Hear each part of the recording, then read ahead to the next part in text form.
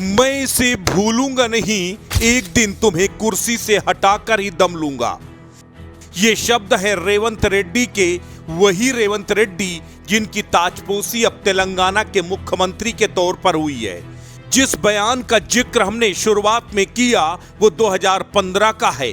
8 साल पुराना ये किस्सा नोट के बदले वोट मामले से जुड़ा हुआ है। दरअसल हुआ ये था कि रेवंत रेड्डी 31 मई 2015 को कैमरे पर रिश्वत देते पकड़े गए थे। दरअसल रेवंत रेड्डी विधान परिषद चुनाव में टीडीपी प्रत्याशी के पक्ष में वोट करने के लिए मनोनीत विधायक एल्विस स्टीफेंसन को 5 करोड़ की रिश्वत दे रहे थे। इस डील की पहली किस्त यानी 50 लाख रुपए देने जब वो स्टीफेंसन के सिकंदराबाद वाले घर गए तो मुख्यमंत्री केसीआर के कहने पर स्टीफेंसन ने पैसे देते रेड्डी का वीडियो बना लिया। बाद में इस घूसकांड की शिकायत वीडियो बनाने वाले विधायक स्टीफेंसन ने ही की, जिसके आधार पर रेवंत को जेल हो गई।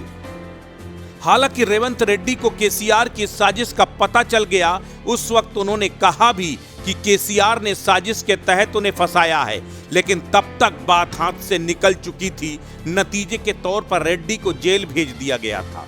लेकिन यहाँ जेल जाने से बड़ी बात यह थी कि इस घटना के लगभग 1.5 हफ्ते बाद यानी 11 जून को रेड्डी की बेटी की शादी होनी थी, लेकिन रेड्डी को जेल में हवा खाने के लिए डाल दिया गया। हालांकि रेड्डी को कोर्ट की तरफ से थोड़ी राहत तब मिली जब उन्हें बेटी का कन्यादान करने और फोटो खिंचवाने के लिए 12 घंटे की जमानत मिली।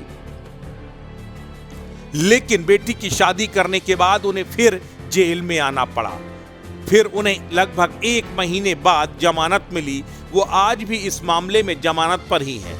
लेकिन उन्होंने आज अपना वो चैलेंज पूरा कर दिया जो उन्होंने जेल से बाहर आते वक्त केसीआर को दिया था। रेवंत रेड्डी के बैकग्राउंड की बात करें तो किसान परिवार से आने वाले अनुमुला रेवंत रेड्डी का जन्म आंध्र प्रदेश के महबूब नगर में 8 नवंबर 1969 को हुआ था। रेवंत के परिवार की आर्थिक स्थिति शुरुआत में अच्छी नहीं थी, बस जैसे तैसे दाल रोटी चल रही थी। पढ़ाई के वक्त परिवार उन्हें पूरा खर्च भी नहीं दे पाता था, इसलिए वो कॉलेज के दिनों में पेंटिंग बनाकर बेचा करते थे। लेकिन बाद में जब उन्होंने अपने भाई के साथ मिलकर रियल एस्टेट में हाथ आजमाया तो खूब दौलत कमाई। आपको जानकर हैरानी होगी कि कॉलेज के दिनों में वो अखिल भारतीय विद्यार्थी परिषद से जुड़े थे, लेकिन बाद में चंद्रबाबू नायडू की तेलुगु देशम पार्टी ज्वाइन कर ली और तेलंगाना आंदोलन में जमकर पसीना बहाया।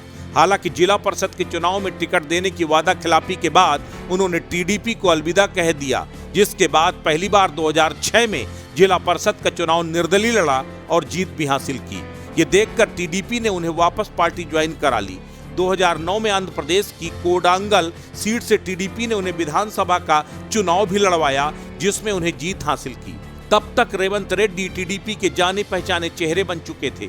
यही वजह है कि 2014 में रेवंत को टीडीपी ने तेलंगाना विधानसभा में सदन के नेता की जिम्मेदारी तक सौंप दी।